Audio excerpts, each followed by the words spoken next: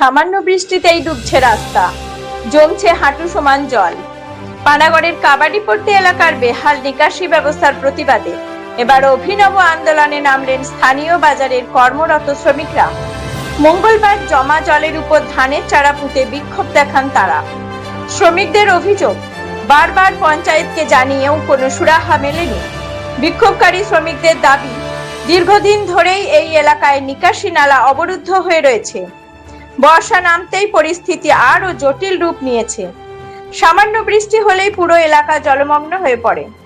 নিরুপায় হয়ে নোংরা জলের উপর দাঁড়িয়ে প্রতিদিন তাদের রুটি রুজির কাজ করতে হচ্ছে। এর ফলে অনেকের পায়েই চর্মরোগ ও ঘা দেখা দিচ্ছে। স্বাস্থ্য ঝুঁকি নিয়ে কাজ করতে বাধ্য হলেও স্থানীয় প্রশাসন নীরব বলে অভিযোগ তাদের। এদিকে শ্রমিকদের এই ক্ষোভ ও বিক্ষোভের কথা স্বীকার করে নিয়েছেন কাঁকসা পঞ্চায়েতের প্রধান সুমনা সাহা। তিনি জানান, ওই এলাকায় জল যন্ত্রণা মেটাতে একটি বড় ড্রেন তৈরি করা অত্যন্ত প্রয়োজন। পঞ্চায়েতের তরফে ইতিমধ্যেই সেই পরিকল্পনা গ্রহণ করা হয়েছে।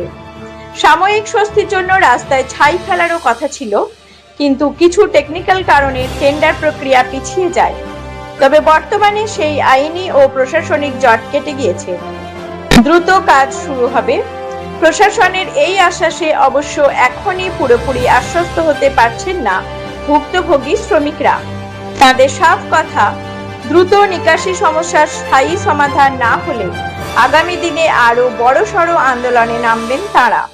এখন দেখার, পঞ্চায়েত কত দ্রুত এই টেন্ডার প্রক্রিয়া শেষ করে মাঠের কাজ শুরু করে।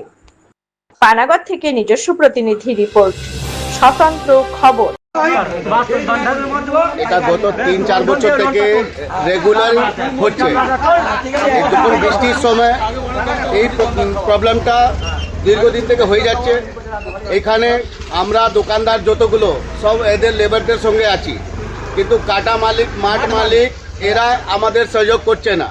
এই যে পঞ্চায়েত বা প্রশাসন, আমি ওদের পরে কাজ, কিন্তু আমাদের একটা কাজ আছে, যেটা আমাদের রাস্তাটা ক্লিয়ার করে ড্রেনটা বানাবার যে খরচা আছে, সে খরচাটা আমরাও দিতে চাইছি।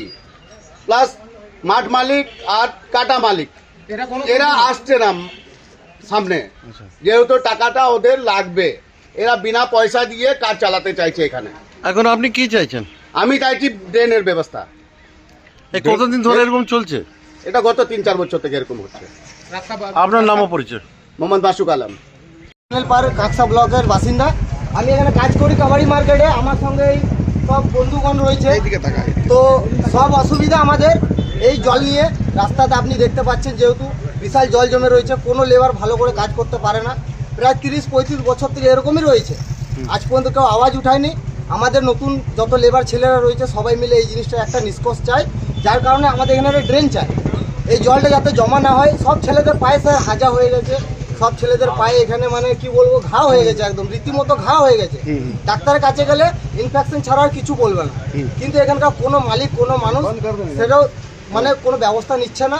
আমরা এটাই চাইবো সরকারের কাছে এবং এখানকার মালিকদের কাছে, সবাই মিলে এখানে একটা ড্রেন বানিয়ে দিন এবং আমরা যাতে ভালো সুস্থভাবে কাজ করতে পারি। আমাদের যেন প্রত্যেকদিন কাজ ভালোভাবে হয়, সেটার একটা ব্যবস্থা নেওয়া হোক। আমরা লেবার মিলে, আমরা গরিব মানুষ স্যার, আমাদের এটাই খাওয়া দাওয়া, এটাই আমাদের সব কিছু। এটা পঞ্চায়েত এরিয়া তো?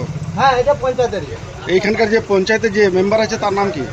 এখানে পঞ্চায়েত মেম্বার নাম কি আছে ভাই? কথা তো জাসওয়াল নাম আছে, আমি জানি না, আমি কাজ করি তো। ওনাকে আপনারা জানিয়েছেন? হ্যাঁ, আমাদের জানানো হয়েছে, আশা করি ফোন করে জানাচ্ছে না। উনি কি বললেন? উনি কি বললেন? কিছু বলেননি, এখনো আসেনি এখানে। মানে বিকাশ হয়েছে? বিকাশ তো আপনি দেখতে পাচ্ছেন, সবাইকার সামনেই বিকাশ হয়েছে। মানে পানাগড় একটা শহর আর কি, একটা সিটি।